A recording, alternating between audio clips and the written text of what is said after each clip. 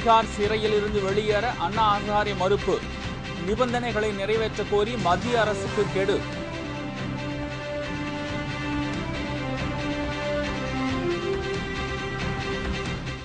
அண்ணா ஹசாரே கைது விவகாரத்தில் மனித உரிமை மீறலா? மத்திய அரசுக்கு மனித உரிமை ஆணையம் நோட்டீஸ்.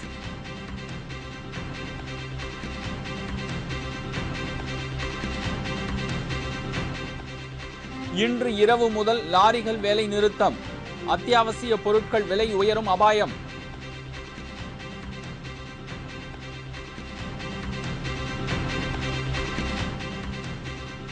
கர்நாடக சுரங்க ஊழல் விவகாரம்.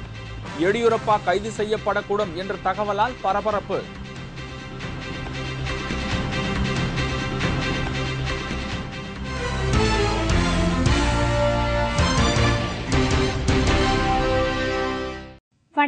வணக்கம்.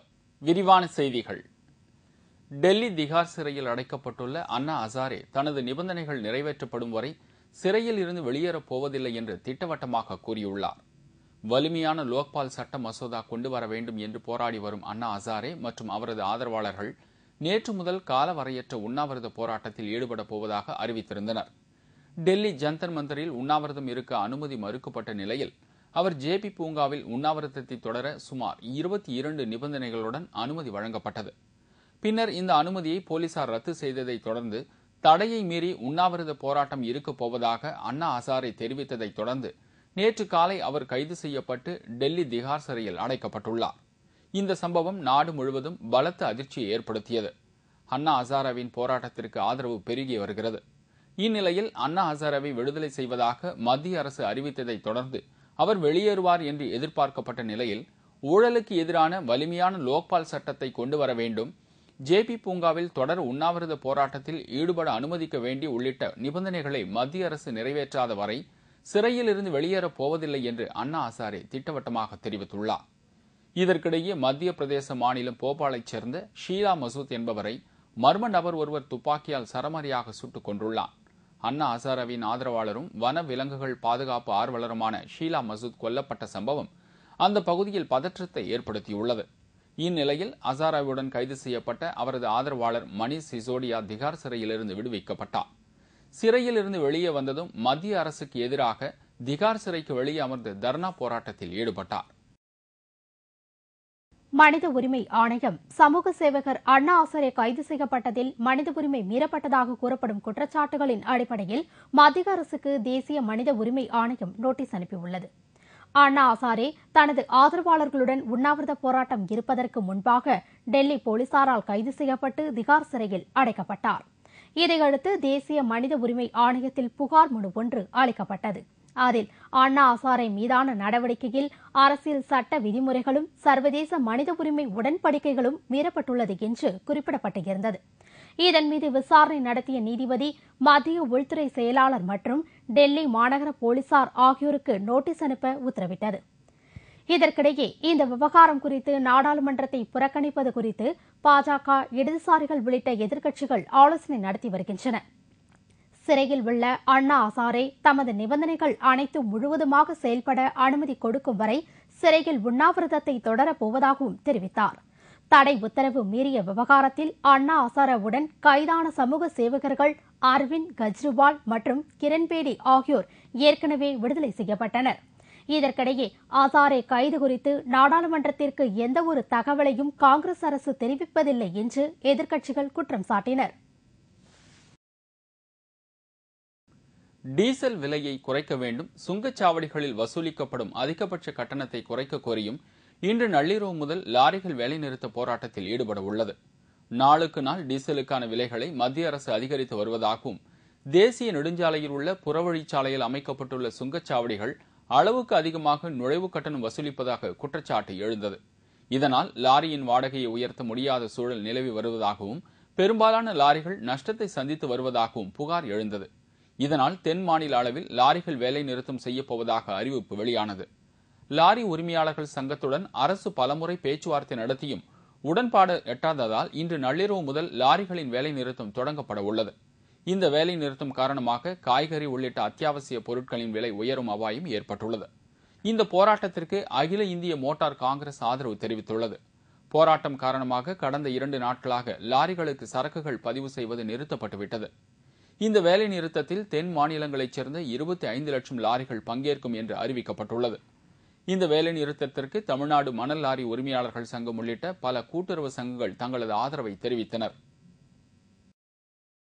மத்தியில் பாஜக ஆட்சிக்கு வந்தால் இலங்கையின் பொறுப்பில் கச்சத்தீவை மீட்க அனைத்து நடவடிக்கையும் எடுக்கப்படும் என்று அக்கட்சியின் தேசிய செயற்குழு உறுப்பினர் இல கணேசன் தெரிவித்துள்ளார். ராமநாதபுரத்தில் செய்தியாளர்களிடம் பேசிய அவர், கடலுக்கு மீன்பிடிக்க சென்ற தமிழக மீனவர்களை இலங்கை கடற்படையினரும் சிங்கள மீனவர்களும் தொடர்ந்து தாக்குதல் நடத்தி வருகின்றனர் என்று தெரிவித்தார். இலங்கை ராணுவத்தின் மனிதாபிமானமற்ற செயல்கள் தொடர்ந்து தொலைக்காட்சிகளில் வெளியானது பலரை அதிர்ச்சிக்கு உள்ளாக்கியுள்ளது. எனவே அங்கு வாழும் இலங்கை தமிழர்கள் மற்றும் தமிழக மீனவர்கள் எதிர்கொள்ளும் பிரச்சினைகள் குறித்து நாடாளுமன்றத்தில் பாஜக விவாதிக்க உள்ளது என்று தெரிவித்துள்ளார். இத்துடன் காங்கிரஸ் கட்சி மத்தியில் ஆட்சியில் இருக்கும் வரை கச்சத்தீவை மீட்கும் நடவடிக்கைகள் எடுக்க வாய்ப்பில்லை என்று தெரிவித்த இல கணேசன், மீண்டும் பாஜக ஆட்சிக்கு வந்தால் கச்சத்தீவை மீட்பதற்கான அனைத்து நடவடிக்கைகளும் எடுக்கப்பட்டு தமிழக மீனவர்களின் நலன் பாதுகாக்கப்படும் என்று உறுதியளித்தார். சுரங்க ஊழல் விவகாரத்தில் முன்னாள் முதல்வர் எடியூரப்பா எந்த நேரத்திலும் கைது செய்யப்படக்கூடும் என்ற தகவல் வெளியானதை அடுத்து கர்நாடகாவில் பரபரப்பு எழுந்துள்ளது. கர்நாடகாவில் உள்ள ஏராளமான சுரங்கங்களில் இருந்த ஏராளமான இரும்பு தாதுகள் வெளிநாடுகளுக்கு ஏற்றுமதி செய்யப்பட்ட விவகாரத்தில் முறைகேடுகள் நடந்ததாக புகார் எழுந்தது. இந்த 1600 கோடி ரூபாய் முறைகேட்டில் முன்னாள் முதல்வர் எடியூரப்பாவிற்கு தொடர்பு இருப்பதாக லோக் ஆயுக்தா நீதிமன்றம் தனது விசாரணை அறிக்கையில் தெரிவித்ததை அடுத்து அவர் பதவி விலகினார். இந்த ஊழல் தொடர்பாக லோக் ஆயுக்தா போலீசார் எடியூரப்பாவுக்கு சம்மன் அனுப்பியுள்ளனர். மேலும் 14 பேருக்கும் சம்மன் அனுப்பப்பட்டுள்ளது. இதேபோல் முன்னாள் முதலமைச்சர் HD குமாரசாமிக்கும் அவரது மனைவிக்கும் லோக் ஆயுக்தா போலீஸ் சம்மன் அனுப்பியுள்ளது. அந்த மனுவில் வரும் 27ஆம் தேதி லோக் ஆயுக்தா நீதிமன்றத்தில் ஆஜராகும்படி கூறப்பட்டிருந்தது. இந்த நிலையில் எடியூரப்பா தன் மீதான 2 வழக்குகளில் முன்ஜாமீன் கேட்டு நேற்று கர்நாடக உயர்நீதிமன்றத்தில் மனு தாக்கல் செய்துள்ளார். இந்நிலையில் இந்த வழக்கு தொடர்பாக எடியூரப்பா எந்த நேரத்திலும் கைது செய்யப்படக்கூடும் என்ற தகவல் வெளியானதை அடுத்து கர்நாடக மாநிலத்தில் பரபரப்பு நிலவுகிறது. தமிழகத்தில் உச்சநீதிமன்ற உத்தரவுப்படி சமச்சீர் பாடத்திட்டம் அமல்படுத்தப்பட்டு வகுப்புகள் தொடங்கியது. 1 முதல் 10ஆம் வகுப்பு வரை உள்ள பள்ளி மாணவ மாணவிகளுக்கு சமச்சீர் கல்வி திட்டம் இந்த ஆண்டு அமல்படுத்த வேண்டும் என்று உச்சநீதிமன்றம் உத்தரவிட்டதை தொடர்ந்து அனைத்து பள்ளிகளுக்கும் கடந்த வாரம் சமச்சீர் புத்தகங்கள் விநியோகிக்கும் பணி தொடங்கின. அரசு மற்றும் அரசு உதவி பெறும் பள்ளிகளுக்கு அந்தந்த மாவட்ட முதன்மை கல்வி அதிகாரிகள் மூலம் இலவசமாக புத்தகங்கள் வழங்கப்பட்டு வருகின்றன. அதற்கான பணி விடுமுறை தினத்திலும் நடைபெற்றது. இந்நிலையில் சமச்சீர் பாடத்தினை 3 மாதத்திற்கு பிறகு ஆசிரியர்கள் மாணவர்களுக்கு நேற்று முதல் நடத்த தொடங்கினர். தமிழ், ஆங்கிலம், சமூக அறிவியல் பாட புத்தகங்களில் 41 பகுதிகள் நீக்கப்பட்ட நிலையில் அந்த பகுதிகள் கருப்பு மையாலும் ஸ்டிக்கராலும் அழிக்கப்பட்டு மாணவர்களுக்கு வழங்கப்பட்டு இருந்ததால் அவற்றை நீக்கிவிட்ட மற்ற பகுதிகளை சொல்லிக் கொடுக்கப்பட்டு வருகிறது. ஹசன் அலிக்கு வழங்கப்பட்ட ஜாமீனை உச்சநீதிமன்றம் நிறுத்தி வைத்துள்ளது. மராட்டிய மாநிலம் புனே நகரைச் சேர்ந்த குதிரைப்பண்ணை அதிபர் ஹசன் அலிகான் பல கோடி ரூபாய் வரி ஏய்ப்பு மற்றும் சட்டவிரோத பண பரிமாற்ற நடவடிக்கைகளில் ஈடுபட்டதாக அமலாக்கப் பிரிவு அதிகாரிகளால் கைது செய்யப்பட்டு சிறையில் அடைக்கப்பட்டுள்ளார். இந்நிலையில் சட்டவிரோத பண பரிமாற்ற சட்டப்படி தொடரப்பட்ட வழக்கில் தன்னை ஜாமீனில் விடக்கோரி ஹசன் அலி மும்பை உயர்நீதிமன்றத்தில் மனு தாக்கல் செய்தார். ஜாமீன் மனுவை விசாரித்த நீதிபதிகள் ஹசன் அலிக்கு ஜாமீன் அளித்தனர். இதனை எதிர்த்து உச்சநீதிமன்றத்தில் மனு தாக்கல் செய்யப்பட்டது. மனுவை விசாரித்த உச்சநீதிமன்றம் ஹசன் அலிக்கு வழங்கப்பட்ட ஜாமீனை நிறுத்தி வைக்க உத்தரவிட்டது. எய்ட்ஸ் பாதித்த குழந்தைகளை மீண்டும் பள்ளியில் சேர்க்க வேண்டும் என்று சென்னை உயர்நீதிமன்றம் உத்தரவிட்டுள்ளது. எய்ட்ஸ் நோயால் பாதிக்கப்பட்ட செங்கல்பட்டை சேர்ந்த ஒருவர் சென்னை உயர்நீதிமன்றத்தில் பொதுநல மனு ஒன்றை தாக்கல் செய்திருந்தார். அந்த மனுவில் காஞ்சிபுரம் மாவட்டம் சித்தாமூர் அருகே உள்ள பெருங்கருணை கிராம பஞ்சாயத்து யூனியன் நடுநிலைப் பள்ளியில் எய்ட்ஸ் நோய் பாதித்த 29 குழந்தைகள் படித்து வந்தனர் என்றும் தற்போது அவர்களை அந்த பள்ளி நிர்வாகம் நீக்கியுள்ளதாகவும் தெரிவித்துள்ளார். இதுகுறித்து மாவட்ட கல்வி அதிகாரி மற்றும் எய்ட்ஸ் கட்டுப்பாட்டு வாரியத்திடம் புகார் கொடுத்தும் எந்த நடவடிக்கையும் இல்லை என்று குறிப்பிட்ட அவர், பள்ளியிலிருந்து நீக்கப்பட்ட அந்த குழந்தைகளை மீண்டும் பள்ளியில் சேர்க்க வேண்டும் என்றும் கோரிக்கை விடுத்திருந்தார். அதன்படி நேற்று விசாரணைக்கு வந்த அந்த வழக்கில் குழந்தைகளுக்கு கல்வியை மறுப்பது சட்டவிரோதம் என்றும், ஆதலால் பள்ளியில் இருந்து நீக்கப்பட்ட 29 குழந்தைகளையும் மீண்டும் பள்ளியில் சேர்த்து படிக்க அனுமதிக்க வேண்டும் என்றும் மாவட்ட கல்வி அதிகாரிக்கு சென்னை உயர்நீதிமன்றம் உத்தரவிட்டது.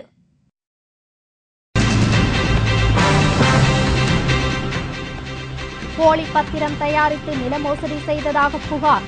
சேலத்தில் பாமக பிரமுகர் கைது.